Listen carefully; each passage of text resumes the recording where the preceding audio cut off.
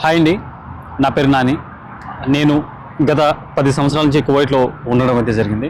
So నన్ను ఒకరైతే అడగడం అయితే జరిగింది, కువైట్కి రావాలి అని అంటే ప్రాసెస్ ఏంటి, ఎలాంటి వీసాలు దొరుకుతాయి అని అడగడం అయితే జరిగింది. ఎలాంటి వీసాల పైన వస్తే ఎలాంటి వర్కులు దొరుకుతాయి అనేది ఈ ఫుల్ వీడియోలో మీరు చూడండి. కువైట్ రావాలి అని అనుకున్న వాళ్ళకి ఇది ఖచ్చితంగా 100కి 100% యూస్ అవుతుందని మనస్ఫూర్తిగా అనుకుంటున్నాం. So please watch this video. కువైట్కి రావాలి అని అనుకున్న వాళ్ళు ఇక్కడికి రావాలి అని అంటే 2 టైప్ ఆఫ్ వీసాస్ ఉంటాయి. మీకు ఆల్రెడీ నేను చెప్పాను 2 రకాల వీసాలు ఉంటాయని. 2 రకాల వీసాలలో ఒకటి ఖాదిం, 2 సూన్ అని. ఫస్ట్ ఆఫ్ ఆల్ ఖాదిం గురించి తెలుసుకుందాం.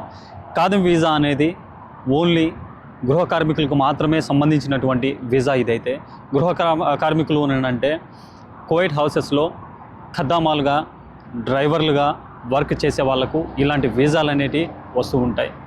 నెక్స్ట్ సూన్ అనేది ఒకటి ఉంటుంది. ఓన్లీ ఈ సూన్ అనేది ఇండస్ట్రియల్కి సంబంధించినటువంటి వీసాగా పిలువబడుతూ ఉంటుంది. ఇండస్ట్రియల్ అంటే ఒక రెస్టారెంట్ అయితే కావచ్చు, నెక్స్ట్ ఏవైనా సిమెంట్ ఫ్యాక్టరీస్ అయితే కావచ్చు, అల్యూమినియం ఫ్యాక్టరీస్ అయితే కావచ్చు, నెక్స్ట్ ఏవైనా దుకాణాలకు సంబంధించిన షాప్స్ అయితే కావచ్చు.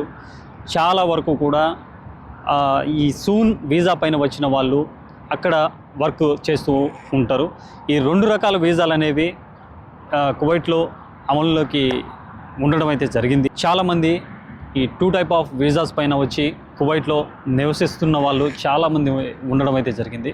మీకు చెప్పినట్లు ఈ 2 రకాల వీసాలలో ఖాదిం, సూన్ అని ఆల్రెడీ మీకు చెప్పాను. ఈ ఖాదిం అంటే కువైట్ హౌసెస్లో వర్క్ చేసేదానికి ఖాదిం యూజ్ అవుతుంది.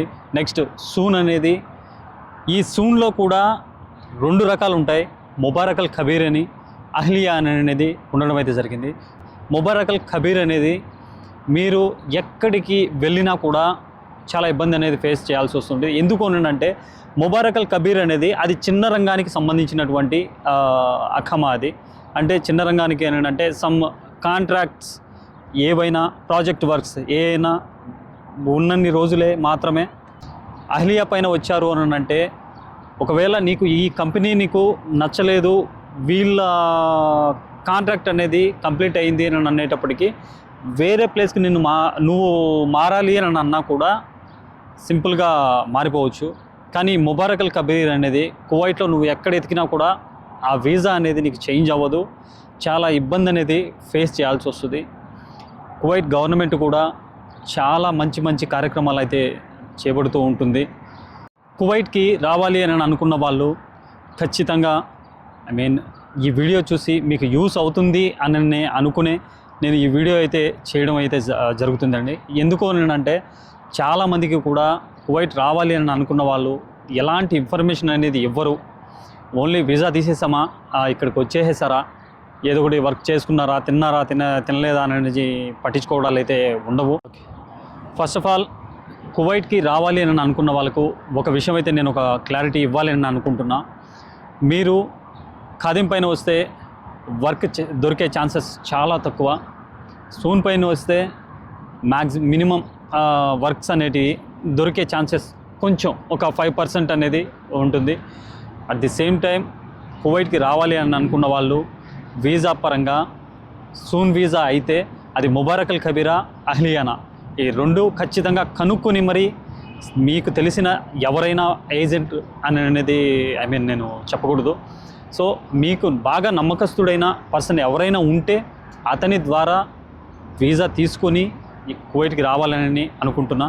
ఎందుకు అంటే ఇక్కడికి వచ్చిన తర్వాత చాలామంది ప్రాబ్లమ్స్ అనేవి ఫేస్ చేస్తున్నారు. ఎందుకంటే నేను ఈ 10 ఇయర్స్లో చాలా ఫేస్ చేశాను, నేను చూశాను వాళ్ళ ఎలాంటి బాధలు పడుతున్నారు అనేది నేను చాలా క్లోజ్గా చూశాను నేను.